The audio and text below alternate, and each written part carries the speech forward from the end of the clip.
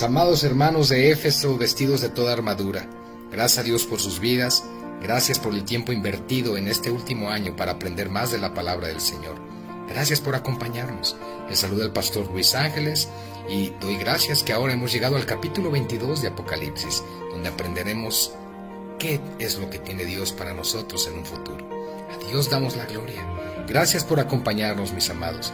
Agradezco a mi hermano Federico, coordinador de este ministerio, también por el tiempo que ha dedicado para editar cada uno de los videos para que llegara hasta sus hogares. Gracias a ustedes también por su tiempo, hermanos, por acompañarnos, por darnos el privilegio de llegar a sus hogares con la palabra de Dios. Ahora nos queda a ti y a mí poner en práctica todo lo que hemos aprendido. Les mando un fuerte abrazo y recuerden que en México tienen un hermano que les ama.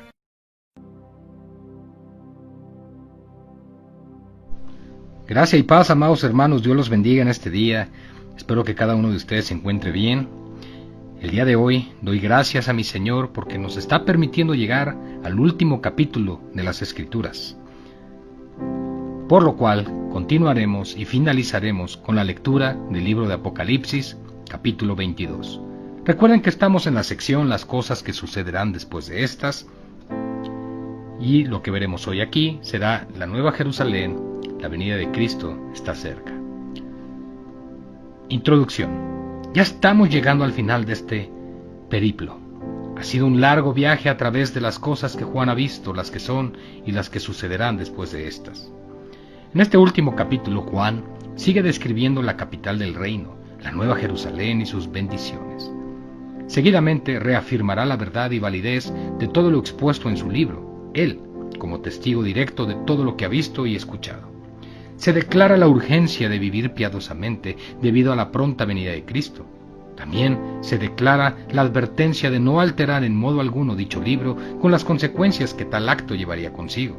Se repite el anuncio de la venida de nuestro Señor Jesús. Versículos 1 al 5, la continuación del relato sobre la Nueva Jerusalén. Verso 1. Después me mostró un río limpio de agua de vida, resplandeciente como cristal, que salía del trono de Dios y del Cordero. El mismo ángel que llevaba una de las 7 plagas postreras para este mundo infame, sigue con Juan mostrándole las bellezas y delicias de la capital del reino de Dios. Esta vez le muestra un río de agua de vida. Es interesante el recordar que el mismo Jesús dijo que ríos de agua viva correrían del interior de los que creyesen en él. Juan 7:38. Cada verdadero creyente es una ciudad santa, un templo de Dios, un lugar santísimo en donde los ríos de agua viva fluyen desde el interior, que es el Espíritu Santo. Cada creyente verdadero es un símil y pequeña réplica de lo que es la ciudad santa, la Nueva Jerusalén, en la cual también está ese río de agua de vida, que es el Espíritu Santo y que procede del Padre y del Hijo. Verso 2. En medio de la calle de la ciudad y a uno y a otro lado del río estaba el árbol de la vida, que produce 12 frutos, dando cada mes su fruto, y las hojas del árbol eran para la sanidad de las naciones. El río de vida fluye por el medio de la gran avenida de la ciudad. A cada lado del río están los árboles de la vida. El árbol de la vida produce 12 frutos, uno cada mes. Las hojas del árbol de la vida producen sanidad a las naciones. ¿A qué naciones? ¿Y por qué habrá naciones que requerirán de sanidad? La respuesta a esto parece obedecer al hecho de que esto será durante el milenio, cuando la perfección absoluta todavía no habrá llegado. Y las naciones que hayan sido salvas, capítulo 21, verso 24, necesiten de cuidados y atenciones del cielo en su formación y desarrollo durante ese tiempo. Versos 3 y 4. Y no habrá más maldición, y el trono de Dios y del Cordero estará en ella, y sus siervos les servirán, y verán su rostro, y su nombre estará en sus frentes. En la eternidad no habrá más maldición, hermanos. Aquí se nos promete que la presencia de gobierno constante y directa de parte de Dios y de su Hijo estará de continuo en la santa ciudad, la Nueva Jerusalén. Los siervos de Dios tendrán el privilegio de servirle. Nótese la igualdad entre Dios y el Cordero, ambos compartiendo un trono y otro. Con los cuerpos de gloria, los santos, podremos ver finalmente el rostro de Dios. Esto no solo implica lo que dice, sino que va más allá. Implica una relación y comunión tan estrechas como la que permite el estar viendo cara a cara a Dios por toda la eternidad. Como prueba de todo ello, el nombre de nuestro Dios estará en nuestras frentes, como señal de pertenencia por parte de Él. ¿Qué seguridad y sentido de protección y pertenencia brindará el hecho de saber, sentir, experimentar que somos de Él para siempre? Versículo 5. No habrá allí más noche, y no tienen necesidad de luz, de lámpara, ni de luz del sol, porque Dios el Señor los iluminará y reinarán por los siglos de los siglos. Se insiste aquí en lo dicho en el capítulo 21, verso 23. El ser iluminados por Dios y el reinar por siempre necesariamente ha de ir enlazado. Solo se puede hacer la labor de Dios cuando se está iluminado por Él. Solo Dios sabe qué maravillas ha dispuesto para aquel tiempo, porque el reinar siempre ha de ser sobre alguien. ¿Estará Dios preparando una nueva creación de la cual no tenemos ni vislumbre? Jesús dijo una vez: mi Padre hasta ahora trabaja y yo trabajo. Juan 5:17. Dios no ha interrumpido su labor creadora. Lo que es cierto es que no estaremos eternamente ociosos en el cielo, como no lo está Él tampoco. Versos 6 al 17. La venida de Cristo está cerca. En esta última sección, no solo del capítulo, sino del libro, el autor reafirmará verdades que ha estado declarando en él, con el fin de que no haya sombra de duda al respecto. El énfasis en su autenticidad y valor nos debe hacer tomar muy en serio todo lo que se ha dicho a lo largo de esta revelación, con el fin de creerlo y enseñarlo, siendo consecuentes con nuestra obra. Versículo 6, y me dijo: estas palabras son fieles y verdaderas. Y el Señor, el Dios de los espíritus de los profetas, ha enviado su ángel para mostrar a sus siervos las cosas que deben suceder pronto. Así empezaba el libro como tal, y así finaliza. El ángel le confirma a Juan que todo lo que le ha estado diciendo es verdad y de fiel cumplimiento. Como el libro en su totalidad es profético, el Señor se presenta como el Dios de los espíritus de las profecías. La finalidad de la profecía es que sepamos todos nosotros, sus siervos, las cosas que deberán acontecer una tras otra, y así entender en qué momento en los tiempos estamos. Como entendidos fueron aquellos 200 hijos de Isaacar, de Primera de Crónicas 12:32, entendidos en los tiempos. Recordemos que, prestando atención a la clave revelada en Apocalipsis 1:19, y que ya explicamos al principio, sabremos en qué momento estamos. Conoceremos el kairos de Dios, el tiempo perfecto. Versículo 7. He aquí vengo pronto. Bienaventurado el que guarda las palabras de la profecía de este libro. El Señor viene pronto para cada uno, porque cada uno vamos pronto hacia Él. Aún y así, en el tiempo de Dios, Él ya está a las puertas. El ángel habla las palabras del Señor Jesús. Esa venida la debemos entender como la que Él efectuará para arrebatar a la iglesia y llevársela al cielo. Esta es la razón por la cual nos es necesario guardar, es decir, estudiar, atender y poner por obra lo que nos ha sido revelado en este libro de la Biblia. Algo menos que esto podría resultar en pérdida respecto a esa bendición eterna. Es por esa razón que el autor de este comentario ha hecho a lo largo un solo énfasis en este orden: localizar y desestimar todas esas doctrinas que nos apartan de la verdadera revelada en este libro y del mismo libro. Mis amados hermanos, por el contrario, hay una persona, y voy a nombrarla, llamada César Castellanos, en Colombia, fundador del G12. Dice lo siguiente en su libro Liderazgo de éxito a través de los 12, en su página 374. Primeramente llevábamos a cabo un programa con enseñanza de hermenéutica, homilética, escatología, etc., pero los resultados no iban acordes a la necesidad de la iglesia, porque las personas llenaban sus mentes de conocimientos, pero no daban fruto. Sin hermenéutica, hermanos, no hay manera de entender la Biblia de manera coherente. Por otro lado, la escatología es la parte de la teología que estudia las últimas cosas, es decir, la profecía bíblica. decir por parte de castellanos que el estudio y aplicación de la escatología solo llena la mente de conocimiento y no da fruto es muy grave. El libro de Apocalipsis es escatología. El menospreciar las profecías que tienen que ver con el fin de los tiempos es un grave error, y el libro de Apocalipsis trata mayormente sobre ello. Me parece un comentario muy desafortunado que privará a muchos del interés por algo que la misma palabra de Dios hace hincapié. Si la palabra nos dice que hay bendición en guardar la profecía de este libro llamado Apocalipsis, entonces esto implica que tal profecía deberá ser aprendida, estudiada, creída, enseñada, así como guardada. Versículo 8. Yo, Juan, el que oyó y vio estas cosas, y después que las hube oído y visto, me postré para adorar a los pies del ángel que me mostraba estas cosas. Juan manifiesta ser el testigo directo de la exposición de esta profecía, la cual oyó y vio.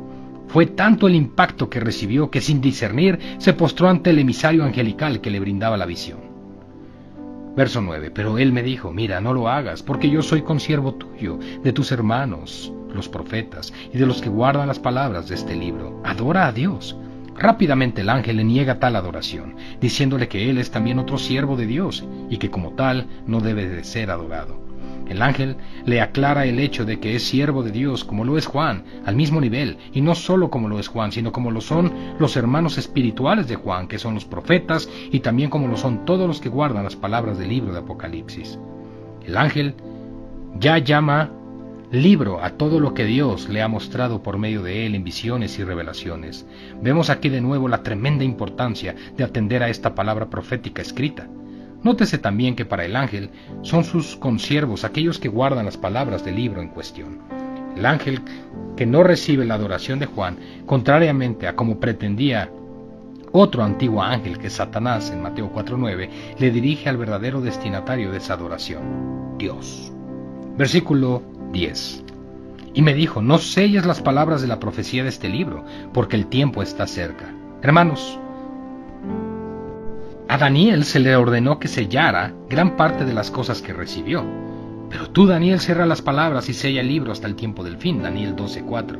La revelación que recibió entonces no podía ser comprendida. El motivo era la distancia en cuanto a tiempo y sucesos.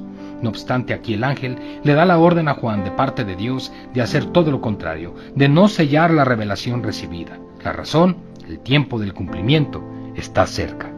Ya podía ser comprendida dicha revelación a partir del tiempo de Juan en adelante, como así ha sido y es. Una vez el rollo sellado por 7 sellos fue abierto por el corderito y fue conocido su contenido, Juan recibió la orden de no sellarlo. Así pues, desde el momento en que Juan publicó la revelación que recibió, se ha ido conociendo acerca del futuro de esta humanidad y de los juicios que Dios trae a este mundo. Dice el comentarista Francisco Lacueva, ahora el futuro está profetizado, revelado en toda su integridad. Fin de la cita. Versículo 11.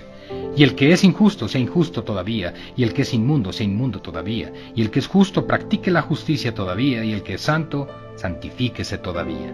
No hay medias tintas. Esta profecía fue dada para los dos tipos de personas, los justos y los injustos. Los primeros lo son por el llamamiento eficaz a hacerlo de parte del Padre, Romanos 8, 29 y 30, y deberán avanzar en la senda de la santificación. Los segundos no son llamados por el Padre a justificación y deberán permanecer como son, es decir, siendo impíos. Muchos permanecen y permanecerán en su estado de impiedad, a pesar de haber escuchado el Evangelio.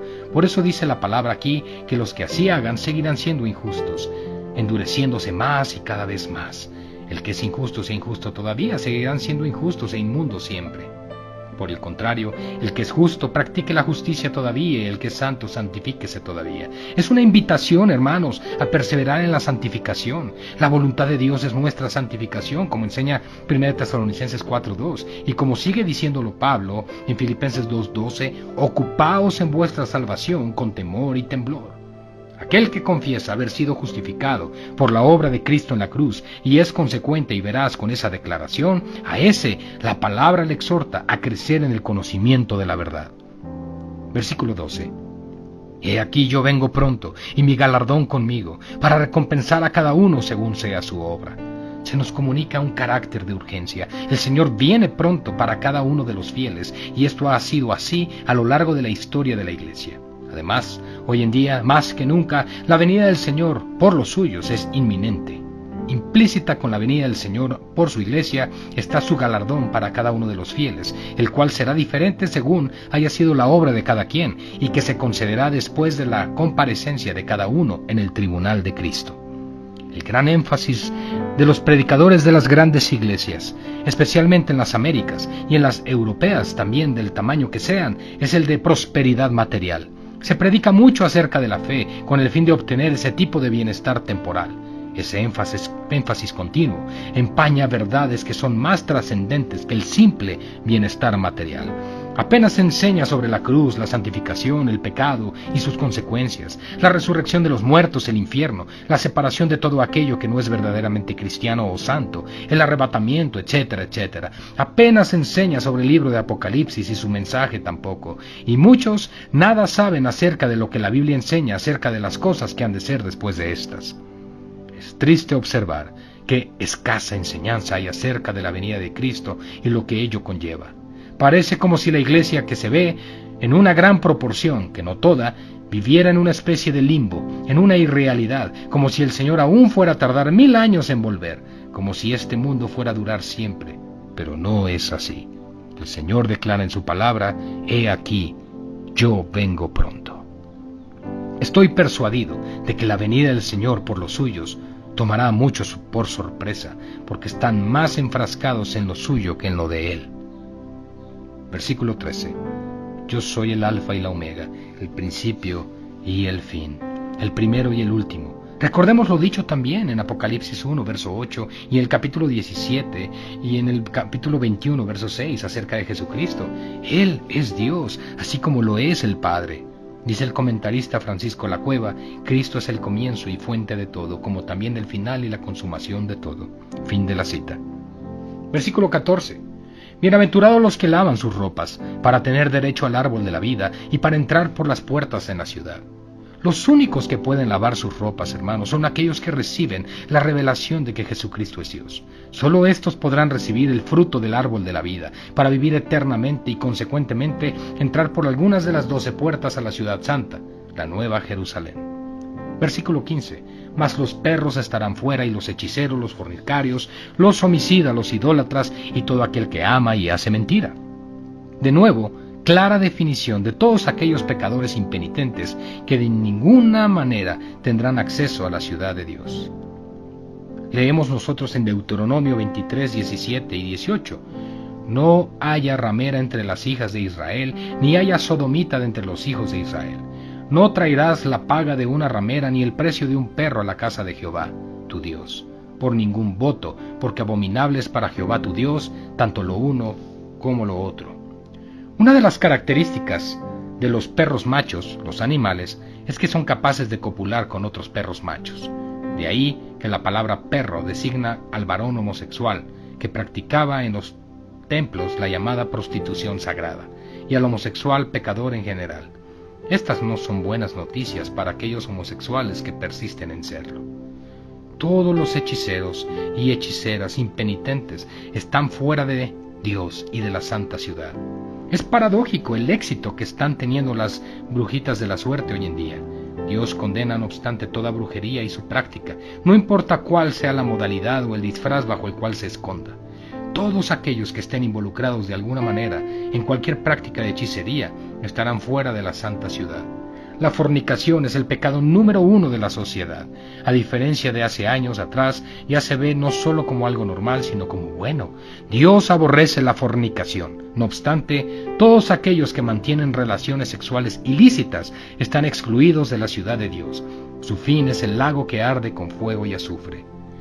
Los homicidas son los que matan y destruyen. El aborto es muerte. Los abortistas matan, son homicidas. Los violadores de niños destruyen, son homicidas. Todo aquel que atenta contra la vida humana desde el mismo momento de la concepción hacia adelante es un homicida. Siendo impenitentes jamás entrarán en el cielo. Los idólatras son aquellos que creen que una imagen determinada es Dios, o hacen de una imagen determinada un Dios. Cualquiera que hace un Dios de lo que no es Dios es un idólatra. Los que así hacen quedarán excluidos de los planes eternos de Dios. Todo aquel que hace de la mentira su forma de vida es ajeno a Dios y ajeno a la ciudad de Dios. Versículo 16. Yo, Jesús, he enviado mi ángel para daros testimonio de estas cosas en las iglesias. Yo soy la raíz y el linaje de David, la estrella resplandeciente de la mañana. Jesús se pone a sí mismo como garante de las cosas expuestas en el libro, dando testimonio personal. El Rey de Reyes y Señor de Señores pone todo el peso de su divina autoridad sobre lo que leemos en Apocalipsis. Las destinatarias de lo escrito en este libro son las iglesias, es decir, todas las iglesias o congregaciones de Jesucristo de todos los tiempos, sin exceptuar las 7 de Asia. ¿Por qué entonces se omite tanto este libro? Gracias a Dios por cada valiente maestro de la palabra que lo enseña. Jesús es la raíz, es decir, la base del linaje de David, como lo vimos en el capítulo 5, verso 5. En el mensaje a la iglesia de Tiatira, recordemos que una de las promesas dadas al que venciera era que él iba a darle la estrella de la mañana, pues el mismo Jesús es la estrella resplandeciente de la mañana. Versículo 17.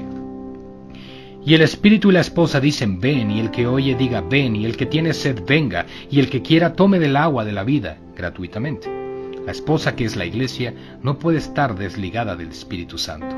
Esta es la razón por la cual, cuando la manifestación de poder del Espíritu Santo de Dios sea quitada de este mundo, la esposa o desposada partirá con él.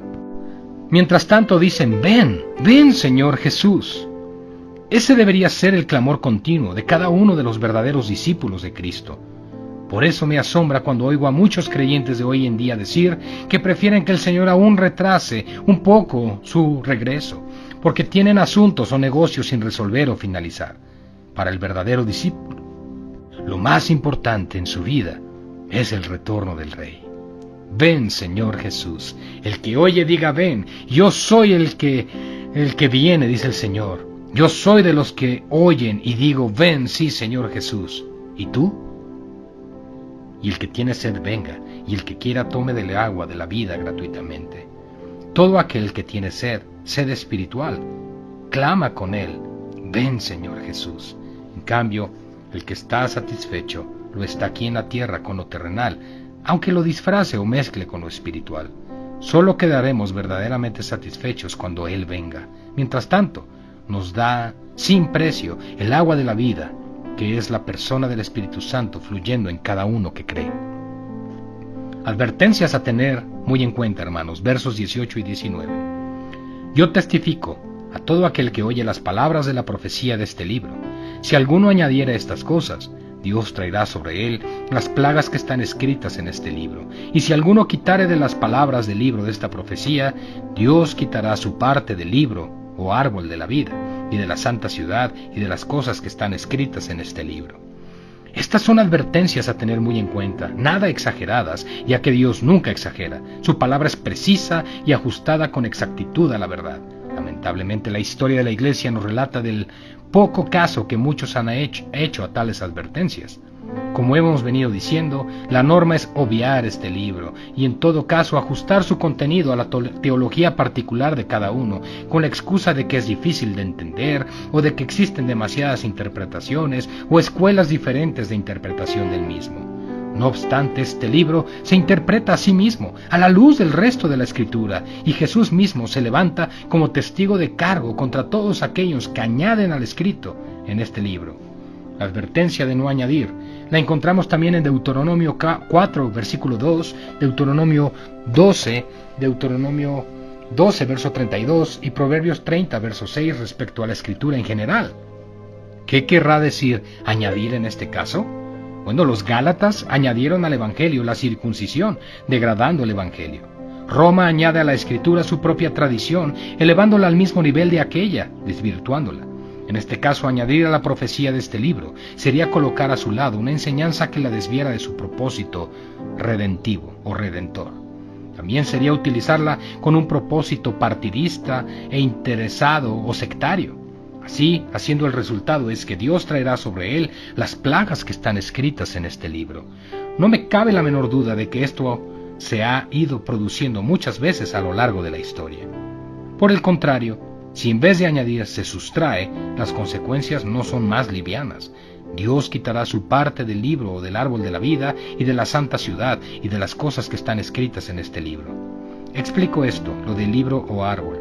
En la versión Reina Valera y en otras la palabra es biblos, que se traduce por libro, pero en los manuscritos griegos más antiguos la palabra es shulou con X, que significa árbol, sería entonces árbol de la vida.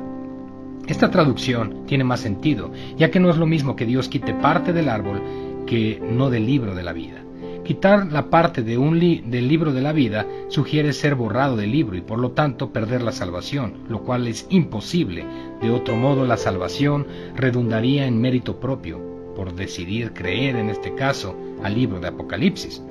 Quitar la parte de un libro del árbol de la vida parece sugerir pérdida de bendición eterna. Sea de una manera o de otra, el sentido deberá ser justamente este, que el creyente se atreva a desafiar este libro, tendrá pérdida. Por otra parte, como dice el comentarista Walvoord, cito, aun cuando el verdadero Hijo de Dios no comprenda todo el sentido del libro de Apocalipsis, reconocerá en él una declaración de su esperanza y lo que se le ha asegurado de gracia por medio de la salvación en Cristo. Fin de la cita. Esto es así, hermanos, porque tal creyente, aun y no siendo muy ducho o docto en las Escrituras, es un verdadero hijo de Dios, y no va a ir más allá de lo que entiende, porque tiene temor de Dios, como no puede ser de otra manera. El problema estriba en aquellos que, llamándose creyentes, confeccionan y han confeccionado doctrinas que contradicen totalmente este libro. Produce mucha preocupación cuando entiendo que muchos excluyen, omiten y tuercen muchas de las cosas expuestas en este libro, hermanos. Veamos. Respecto a las personas de la bestia, anticristo y el falso profeta de Apocalipsis 13, atribuyéndoles impersonalidad. La omisión también de Israel de Apocalipsis 7, versos 1 a 8 y el verso 12. La negación de los juicios y plagas contra este mundo de Apocalipsis 6, verso 8, verso 9, verso 14 y 16. La negación de la literalidad de los dos testigos como personajes definidos, Apocalipsis 11.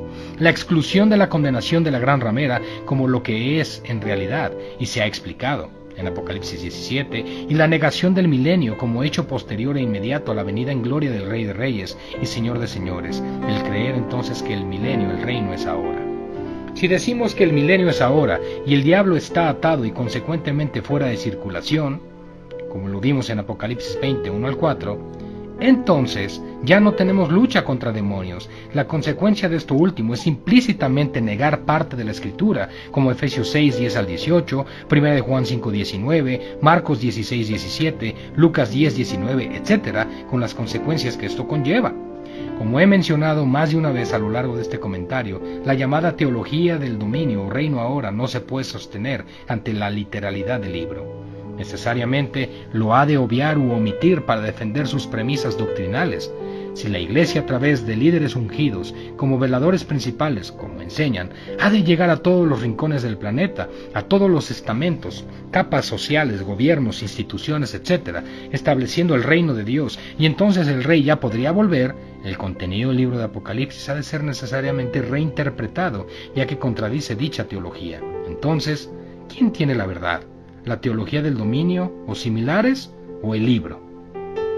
Dicha teología está más extendida de lo que a muchos les parece en el seno de la Iglesia y no hace honor a la verdad revelada. No, la Iglesia no establece el reino, sino que Cristo, el Rey, establecerá el reino cuando venga. Entonces empezará el reino milenial. Entonces, y solo entonces, el diablo será atado y consecuentemente lo serán los poderes demoníacos con todos sus principados y potestades a nivel local y mundial.